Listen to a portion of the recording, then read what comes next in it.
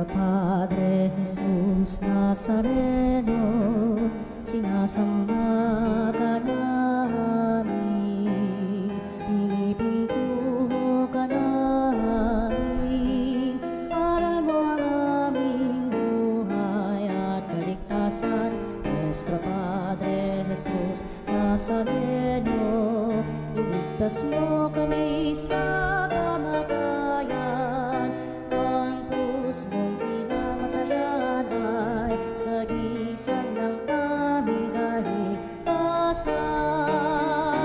Nuestro Padre Jesus Nazareno, dinarangal ka namin.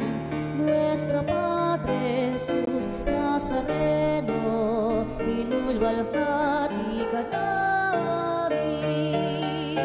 Nuestro Padre Jesus Nazareno, inarangal ka namin. Nuestro Padre Jesus Nazareno, inulwalhati ka namin.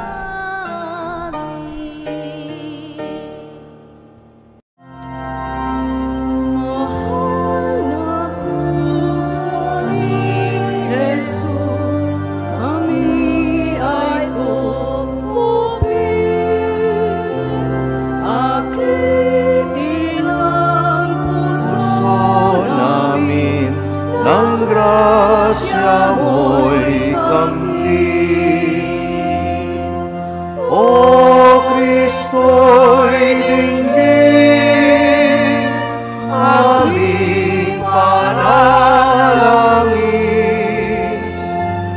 laging angkinin ang puso namin.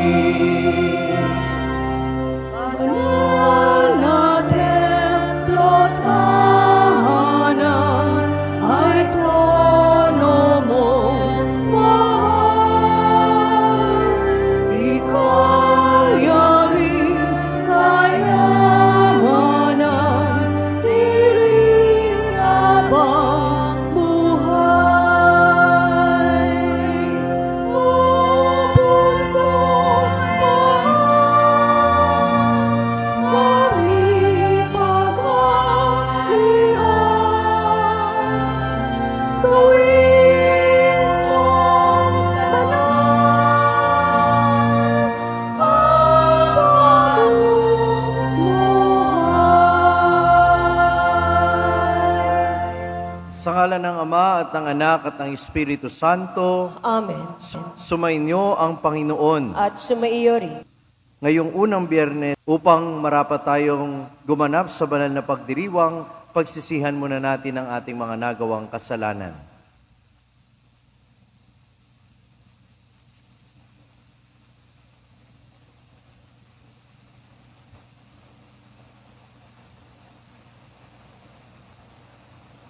Isinugong tagapagpagaling ng mga nagsisisi, Panginoon, kaawaan mo kami. Panginoon, kaawaan mo Dumating na tagapag-anyaya para makasalanay magsisi, Kristo, kaawaan mo kami. Kristo, kaawaan mo kami. Nakaluklok ka sa kanan ng Ama para ipamagitan kami, Panginoon, kaawaan mo kami. Panginoon, kaawaan mo kami. Kaawaan tayo ng makapangyarihan Diyos, patawarin tayo sa ating mga kasalanan at patnubayan tayo sa buhay na walang hanggan. Amen. Manalangin tayo.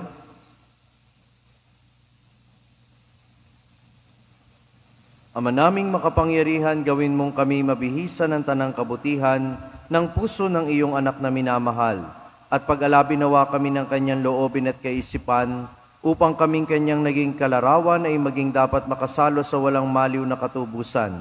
Sa pamamagitan niya kasama ng Espiritu Santo, magpasawalang hanggan. Amen. Magsiupo po ang lahat.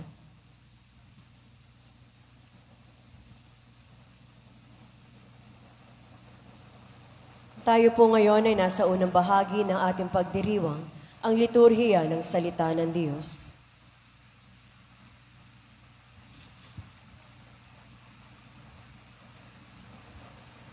Ang salita ng Diyos mula sa aklat ni Propeta Jeremias. Nang pasimula ng paghahari sa Juda ni Joaquin na anak ni Josias, tumanggap si Jeremias ng pahayag mula sa Panginoon. Tumayo ka sa bulwagan ng templo at magsalita ka sa mga naninirahan sa lahat ng lungsod sa Juda na naparoon upang sumamba. Huwag kang maglilihim ng anuman. Baka sakaling sila ay makinig at tumalikod sa kanilang masamang pamumuhay. Kung magkagayon, pahihinuhod ako at hindi ko na itutuloy ang parusang inihahanda ko sa kanila dahil sa masasamang ginagawa nila. Sasabihin mo sa kanila, sinasabi ng Panginoon, kung hindi kayo makikinig sa akin at kung hindi ninyo susundin ang mga utos ko sa inyo, at di ninyo pakikinggan ang sinasabi ng propetang sinugo ko sa inyo, ang templong itutulad ko sa silo ay gagamitin ng mga bansa.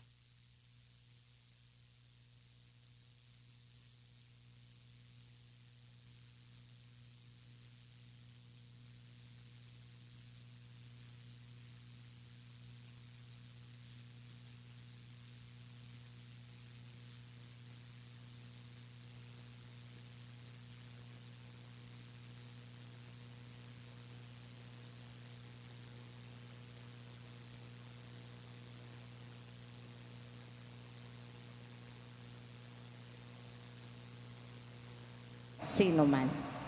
At siya ay pinaligiran ng mga tao. Ang salita ng Diyos. Salamat sa Diyos. Salmong tugunan ng atin pong itutugon. Panginoon, iyong dinggin, akong iyong ginigiliw. Tayo pong lahat. Panginoon, iyong dinggin, akong iyong ginigiliw. Ang nangamumuhi ng walang dahilan, higit na marami sa buhok kong taglay. Daming sinungaling na nagpaparatang, ang hangad sa akin, ako ay mapatay. Ang pag-aari kong di naman ninakaw, nais nilang kunin at dapat daw ibigay. Panginoon, iyong dinggin, akong iyong ginigiliw. Dahilan sa iyo, ako ay naglahi. Napahiyang lubos sa pagkaunsyami. Sa mga kapatid, parang ako ay iba. Kasambahay ko na ay di ako kilala. Ang pagmamahal ko sa banal mong templo, matinding matindi sa kalooban ko. Sa akin bumagsak, paghamak sa iyo. Panginoon, iyong dinggin, akong iyong ginigiliw. At sa ganang akin, ako ay dadalangin. Sa iyo, o poon, sana iyong dinggin. Sa mga panahon na iyong ibigin, dahil sa dakilang pag-ibig sa akin, ang iyong pangakong pagtupos ay sundin. Panginoon, iyong dinggin, akong iyong ginigiliw. Magsitayo po ang lahat, tayo po'y magbigay galang sa mabuting balita ng Panginoon.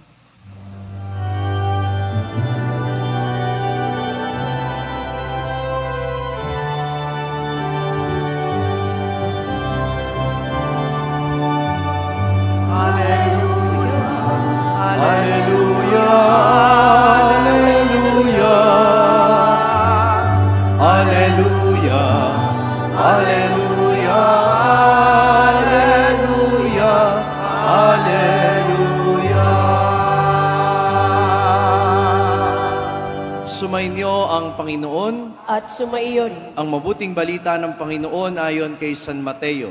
Papuri sa iyo, Panginoon. Noong panahong iyon, umuwi si Jesus sa kanyang bayan at nagturo sa kanilang sinagoga. Nagtaka ang mga nakarinig sa kanya. Sinabi nila, saan kumuha ng karunungan ng taong ito? Paano siya nakagagawa ng kababalaghan? Hindi ba ito ang anak ng karpintero? Hindi ba si Maria ang kanyang ina at sina Santiago, Jose, Simon at Judas ang kanyang mga kapatid na lalaki? At dito nakatira ang kanyang mga kapatid na babae, hindi ba? Saan niya natutunan ang lahat ng ito? At ayaw nilang kilanlin siya. Kaya't sinabi ni Jesus sa kanila, ang propeta ay iginagalang kahit saan, liban sa kanyang sariling bayan at sa kanyang sariling sambahayan. At dahil sa di nila pagsampalataya, hindi siya gumawa roon ng maraming kababalaghan. Ang mabuting balita ng Panginoon. Pinupuri ka namin, Panginoong Hesukristo. Magsiupo po ang lahat. Kung halimbawa na meron kayong tanong tungkol sa nararamdaman ninyong sakit ng ulo o sakit sa inyong kasukasuan, kapag may matagal na kayong iniindang masakit sa inyong dibdib, sino ang tatanungin ninyo? Doktor o abogado? Doktor o abogado? Ay, kung ako ang tatanungin ninyo, doktor muna. Pero baka matuklasan ninyo, may pinanggagalingan palang sakit ng ulo dahil may problema sa lupa ninyo, doon pa lang kayo pumunta sa abogado dahil batas na ang pag-uusapan. Pero di ba, napakahalaga na yung pinanggagalingan ng gusto mong malaman ay alam mong may karapatang magsalita doon dahil eksperto siya doon, pinag-aralan niya ito at may kasanayan siya doon. Amen ba yon? Kaya hindi natin masisisi yung mga tao na nagtataka sa taglay na karunungan ni Jesus sapagkat siya hindi naman guro kundi karpintero. Kung meron man silang inaasahan mula kay Jesus, ito yung husay niya sa paggawa ng silya, ng mesa, ng bahay, at ng kung ano-ano pang yari sa kahoy o yari sa bato, sapagkat siya'y karpintero. Kaya yung marinig nila ang karunungan ng Diyos mula sa kanyang bibig, ito'y hindi nila inaasahan. Kaya hindi natin basta-basta masisisi lamang yung mga tao na nagdududa sa ating Panginoong Hesukristo.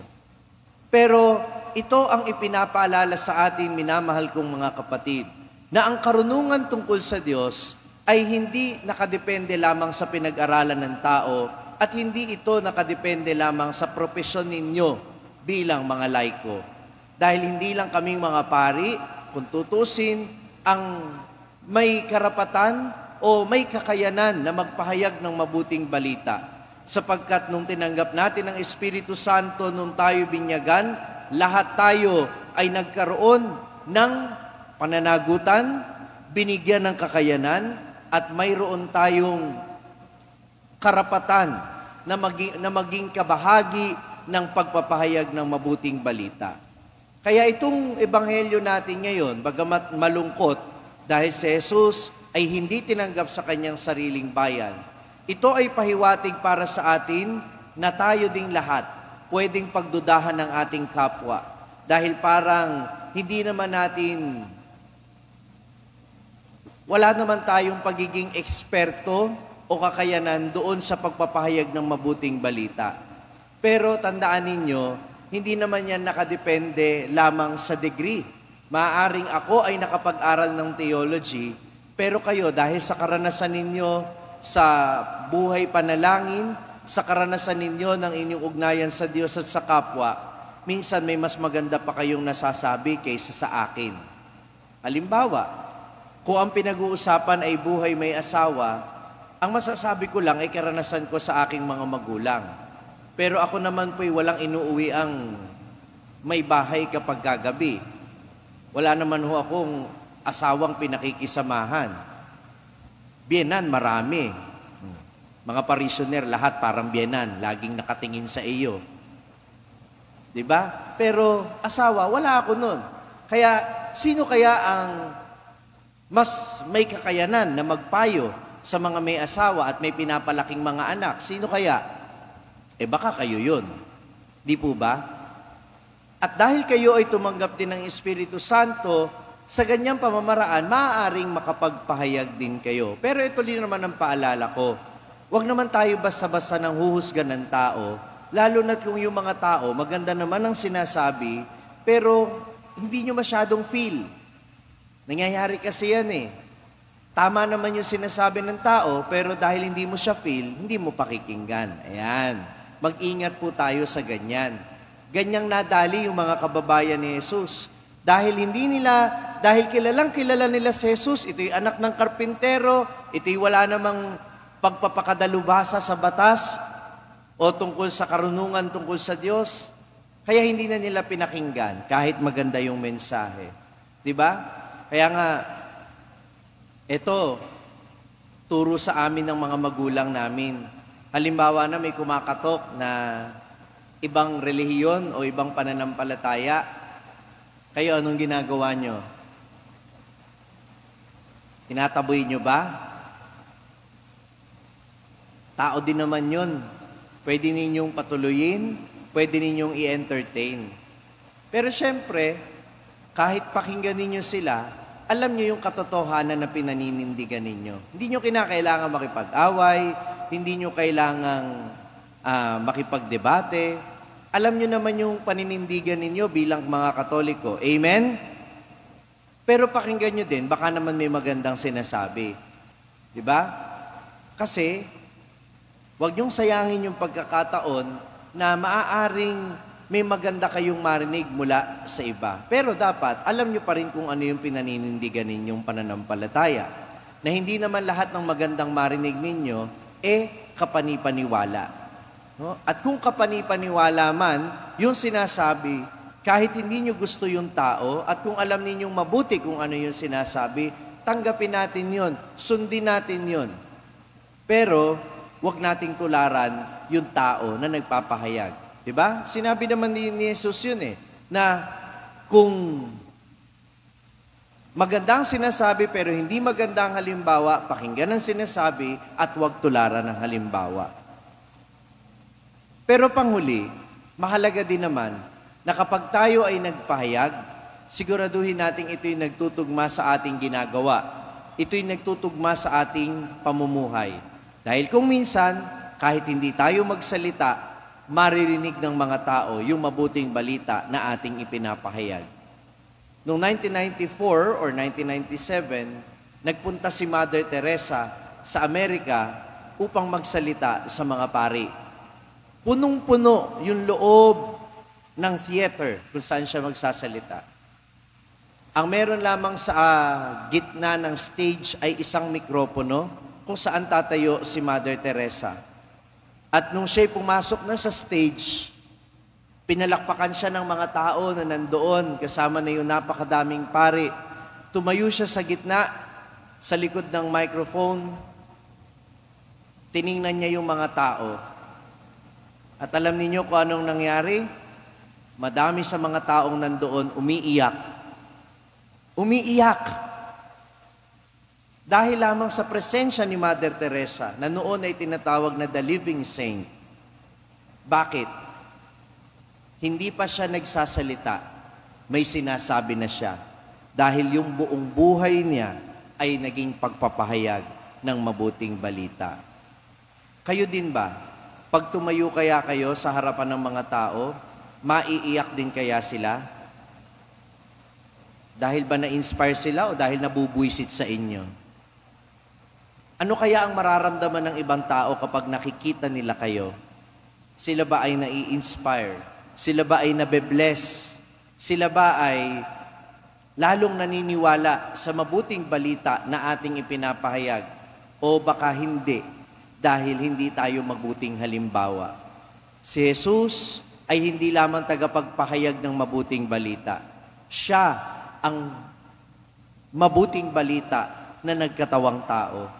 Kaya naman ang panawagan sa atin ay gayon din. Ang mabuting balita na ating pinakikinggan, ang mabuting balita na ating ipinapahayag, sana makita ng mabuti sa ating buong pagkatao. Amen. Kamahal-mahalang puso ni Jesus, maawa ka sa amin.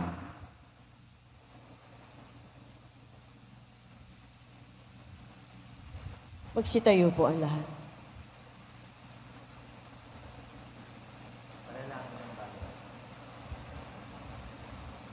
Sa bawat panalangin ng ating itutugon, Panginoon, dinggin mo ang aming panalangin. Panginoon, dinggin mo ang aming panalangin. Ang mga pinuno ng simbahan, nawa ay magpahayag ng salita ng Diyos nang may katapangan at may pananalig na isabuhay ito. Manalangin tayo sa Panginoon. Panginoon, dinggin mo ang aming panalangin. Tayo nawa ay mapalakas sa maalab at walang takot na pagpapahayag ng mensahe ng Ebanghelyo sa ating tahanan at kapitbahayan. Manalangin tayo sa Panginoon. Panginoon, dinggin mo ang aming panalangin. Ang mga misyonero, nawa ay maging mapagtiis at huwag manghina ang kalooban sa paghahasik ng mensahe ng Diyos sa mga lugar na hindi pa tumatanggap nito. Manalangin tayo sa Panginoon. Panginoon, dinggin mo ang aming panalangin. Ang mga magulang na may kapansanan ng mga anak, ang mga nag-aalaga sa matatanda, at lahat ng nagdurusa sa kanilang tahanan o sa ospital, nawa ay maging mga tahimik na ehemplo at saksi sa pag-ibig ng Diyos. Manalangin tayo sa Panginoon. Panginoon, dinggin mo ang aming panalangin. Ang mga namimigati sa pagkawala ng kanilang mga mahal sa buhay, nawa ay kalingain ng Diyos. Manalangin tayo sa Panginoon. Panginoon, dinggin mo ang aming panalangin. Isama natin sa ating panalangin ng intensyon.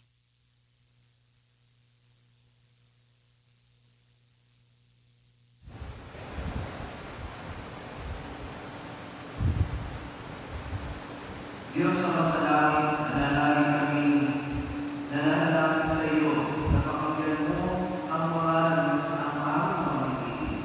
Hinihiling namin ito sa pamamagitan ng Kristo, aming Panginoon. Amen. Ngayon ay nasa ikalawang bahagi ng ating pagdiriwang, ang liturhiya ng Eucharistia.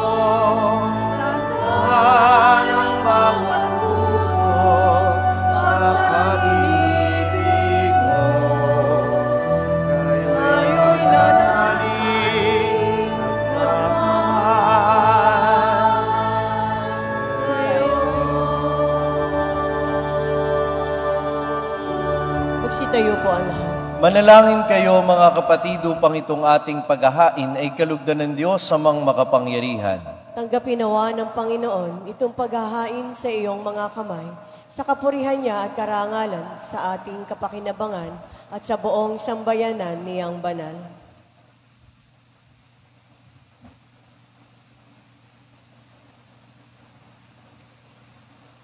Ama naming lumikha, tunghayan mo ang di malirip na pag-ibig ng anak mong pinakamamahal upang sa ikapagpapatawad ng aming mga kasalanan ang inihahain namin ay maging kalugod-lugod na mga alay sa pamamagitan ni Hesukristo kasama ng Espiritu Santo magpasawalang hanggan. Amen.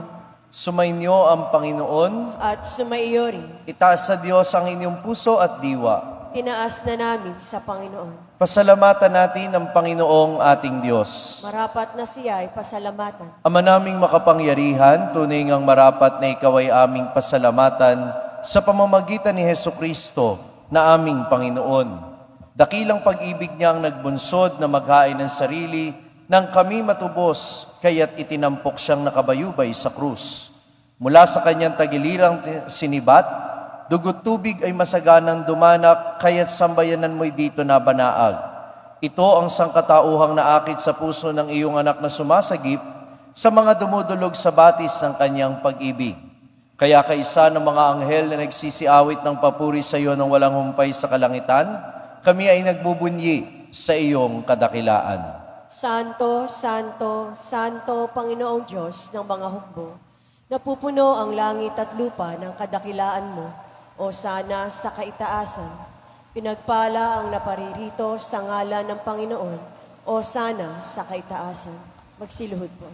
Ama naming banal, ikaw ang bukal ng tanang kabanalan, kaya't sa pamamagitan ng iyong Espiritu, gawin mong banal ang mga kaloob na ito upang para sa amin ay maging katawan at dugo ng aming Panginoong Hesukristo. Bago niya pinagtiis ang kusang loob na maging handog, hinawakan niya ang tinapay, pinasalamatan kaniya. Pinaghati-hati niya yon, iniabot sa kanyang mga alagad at sinabi, Tanggapin ninyong lahat ito at kanin. Ito ang aking katawan na ihahandog para sa inyo.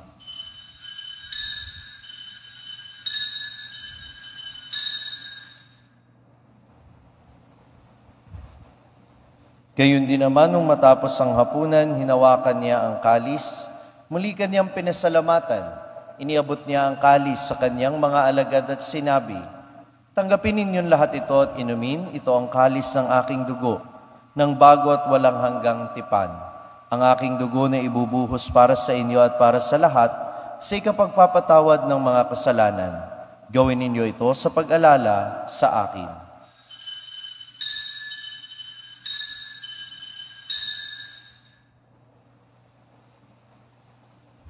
Magsitayo po ang lahat. Ipagbunyi natin ang misteryo ng pananampalataya. Si Kristo ay namatay, si Kristo ay muling nabuhay, si Kristo ay babalik sa wakas ng panahon. Ama, ginagawa namin ngayon ang pag-alala sa pagkamatay at muling pagkabuhay ng iyong anak. Kaya't iniaalay namin sa iyo ang tinapay na nagbibigay buhay at ang kalis na nagkakaloob ng kaligtasan. Kami ay nagpapasalamat dahil kami iyong minarapat na tumayo sa harap mo para maglingkod sa iyo. Isinasamo namin kaming magsasalo-salo sa katawan at dugo ni Kristo ay mabuklod sa pagkakaisa sa pamamagitan ng Espiritu Santo. Amalingapin mo ang iyong simbahan laganap sa buong daigdig. Puspusin mo kami sa pag-ibig kaisa ni Francisco na aming Papa at ni Dennis na aming Obispo at ng Tanang Kaparian. Alalahanin mo rin ang mga kapatid naming nahimlay na may pag-asang sila'y muling mabubuhay, gayon din ang lahat ng mga pumanaw. Kaawaan mo sila at patuloyin sa iyong kaliwanagan. Kaawaan mo at pagindapatin kaming lahat na makasalo sa iyong buhay na walang wakas, kaisa ng mahal na Birheng Maria na ina ng Diyos, ang kanyang kabiyak ng puso si San Jose, kaisa ng mga apostol at ng lahat ng mga banal na namuhay dito sa daigdig ng kalugod-lugod sa iyo. May pagdiwang nawa namin ng pagpupuri sa ikararangal mo sa pamamagitan ng iyong anak na aming Panginoong Hesukristo. Sa pamamagitan ni Kristo, kasama niya at sa Kanya, ang lahat ng parangal at papuri ay sa iyo, Diyos amang makapangyarihan, kasama ng Espiritu Santo magpasawalang hanggan. Amen. Sa tagubili ng mga nakagagaling na utos at turo ni Jesus sa Panginoon natin at Diyos, ipahayag natin ng lakas loob.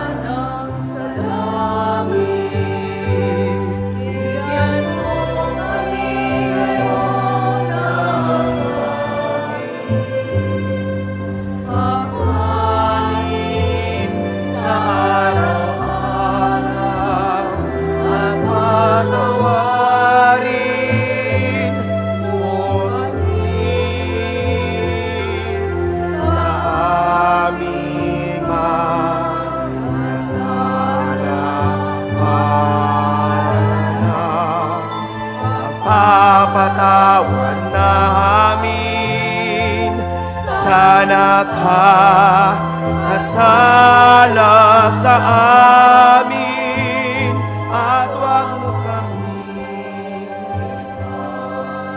itulot sa gusto at yadya mo kami sa lahat.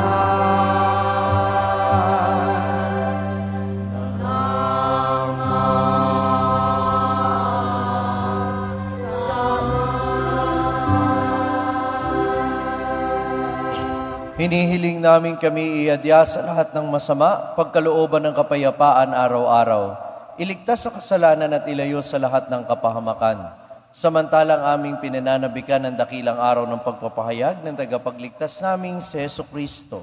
Sapagkat iyo ang kaharian at ang kapangyarihan at ang kapurihan magpakailanman. Amen. Panginoong Jesucristo, sinabi mo sa iyong mga apostol, kapayapaan ang iniiwan ko sa inyo, ang aking kapayapaan ang ibinibigay ko sa inyo.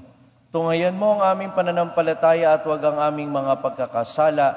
Pagkalooban mo kami ng kapayapaan at pagkakaisa ayon sa iyong kalooban, kasama ng Espiritu Santo magpasawalang hanggan. Amen. Ang kapayapaan ng Panginoon ay lagi nawang sumainyo. At sumayo rin. Magbigayan kayo ng kapayapaan sa isa't isa.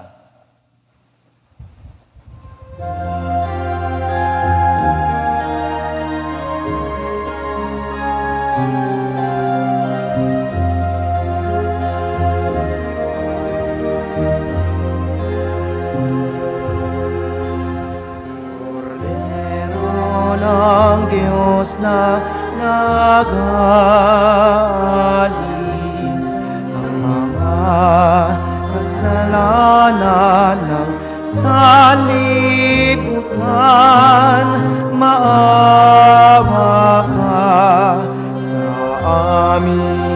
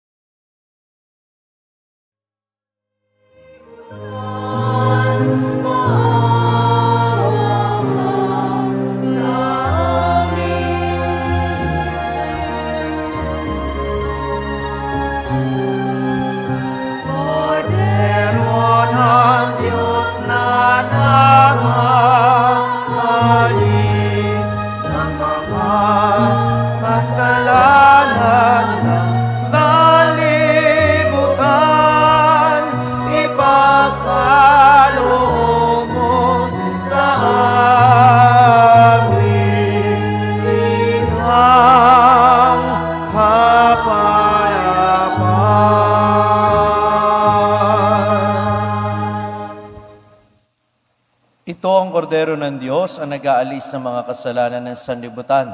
Mapalad ang mga inaanyayahan sa kanyang piging. Panginoon, hindi ako karapat-dapat na magpatuloy sa iyo. Ngunit sa isang salita mo lamang ay gagaling na ako.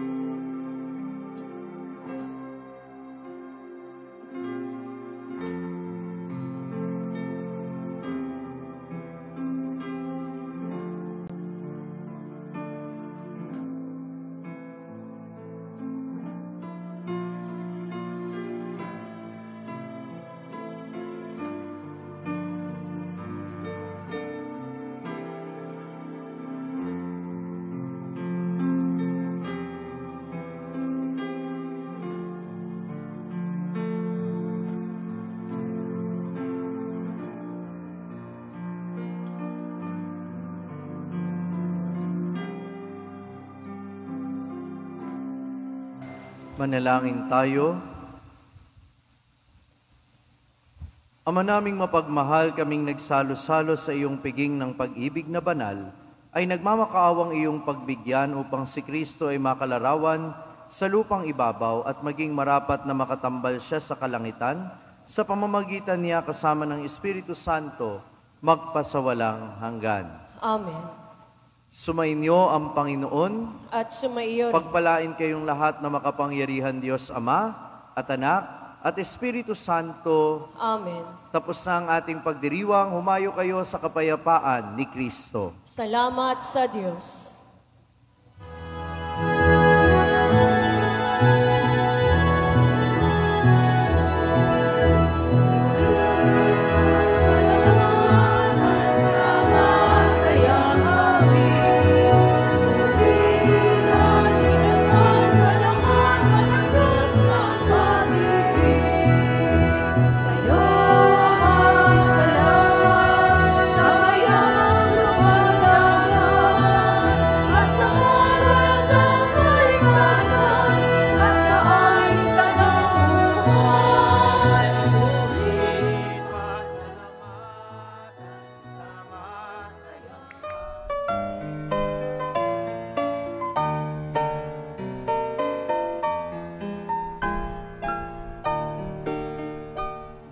Nuestro Padre Jesus Nazareno, sinasamba ka namin, pinipintuho ka namin, aral mo ang aming buhay at kaligtasan.